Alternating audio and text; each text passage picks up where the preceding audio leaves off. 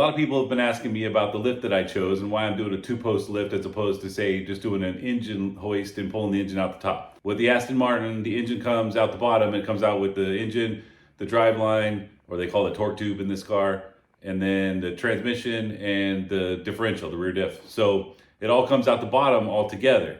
So this lift here I have is the max jack, and it gets the car about 3 feet off the ground, maybe 2.5 feet off the ground. And it works great for a lot of applications like suspension, which I've already done all four corners of the suspension on the car. Works for any exhaust kind of stuff or anything you want to do where you just need to creep around the car. But when you need to get the whole engine out from the bottom, you're gonna have to get the car pretty high up off the ground. So therefore I went with the two-post lift. So now once I get this thing installed, I'll be able to get the car all the way up to the ceiling. As you can see, my garage door has already been raised up to go all the way to the ceiling when it comes up. Most garage doors have a gap between the top of the garage door and the ceiling. So these are the parts that we're going to be using to bolt the lift into the ground. Basically, you drill a 1-inch hole in the concrete, and then once that's down, you pound this down into the ground, and then once that's in there, you use this ram device here to hammer that in, and then it flares out the bottom of this sleeve.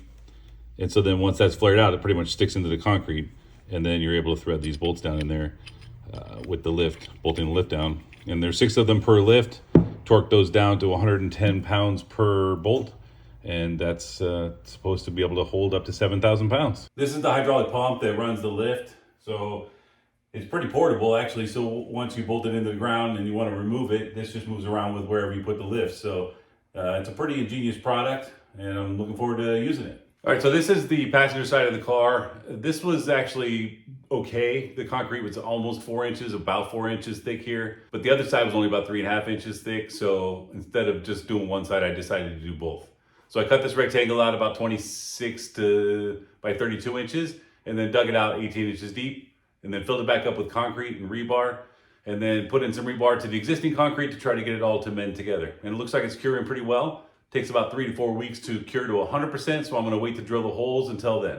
All right, well, thanks for watching another video from GB9 Garage. I hope that answers all your questions about the lift that we're installing, and we'll be bringing you more videos as the lift goes in and as the engine comes out. Have a great day.